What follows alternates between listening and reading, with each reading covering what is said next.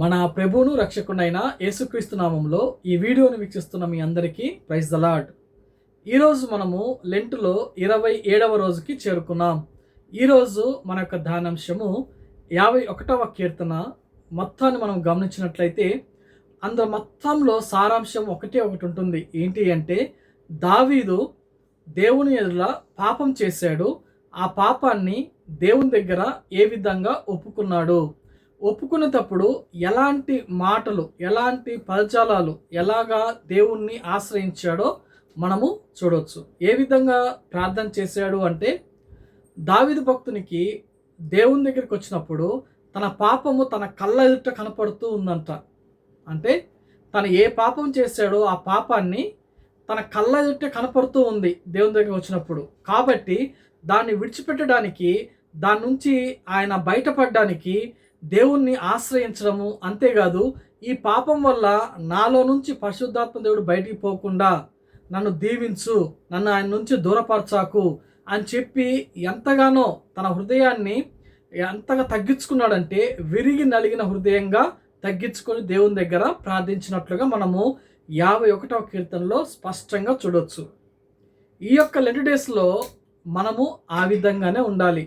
మనం ఏదైనా పాపం చేసినప్పుడు అది నోటి మాట చేత కావచ్చు, చూపు చేత కావచ్చు, క్రియల చేత కావచ్చు, దేని చేతనా సరే మనం పాపము చేసినప్పుడు మనం దేవుని దగ్గరికి వచ్చేటప్పుడు ఆ పాపము దేవునికి మనకి మధ్యలో కనపడుతూ ఉంటుంది. అది ఎప్పుడు సాధ్యమవుతుంది అంటే, మనల్ని మనము పరిశీలించుకున్నప్పుడు మాత్రమే సాధ్యమవుతుంది.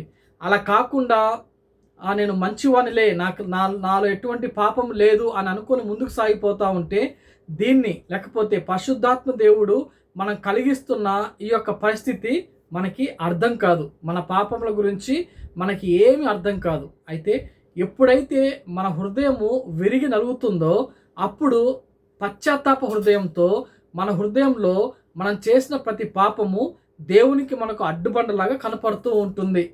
అదే దావీదు భక్తుడు అంటున్నాడు. అలాగ మనం కూడా ఈ లెంట్ డేస్లో ఏ పాపాలు దేవునికి మనకి మధ్యలో వస్తున్నాయో వాటిని పరిశీలించి వాటిని ఒప్పుకొని, యేసయ్యా వీటన్నిటిని నా హృదయంలోంచి తీసేయి ప్రభువా అని చెప్పి విరిగి నలిగిన హృదయంతో మనం ఆయన సన్నిధికి చేరి ప్రార్థన చేయాలి. ఈ లెంట్ డేస్లో ఇది ప్రాక్టీస్ చేసుకోవాలి. ఈ లెంట్ డేస్లో మాత్రమే కాదు, కానీ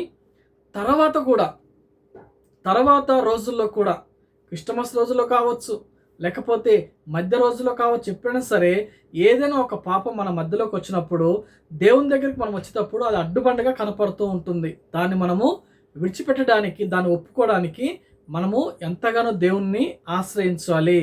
దేవుణ్ణి ఆశ్రయించకుండా, పరిశుద్ధాత్మ దేవుని సహాయం పొందుకోకుండా మనలో ఉన్న పాపాన్ని మనము విడిచిపెట్టలేము, దాన్ని మనం గ్రహించలేము, దాన్ని మన నుంచి దూరము చేసుకోలేము. కాబట్టి ఈ లెంట్ డేస్లో దీన్ని మనం ప్రాక్టీస్ చేసి మన పాపాలని దేవుని దగ్గర ఒప్పుకుందాం. దేవుని నుంచి మనము అటువంటి కృపను పొందుకొని దేవుని చేత ఆశీర్వాదము పొందుకుందాం. ఇటువంటి కృప దేవుడు మనందరికి దయచేయునుగాక. ఆమేన్.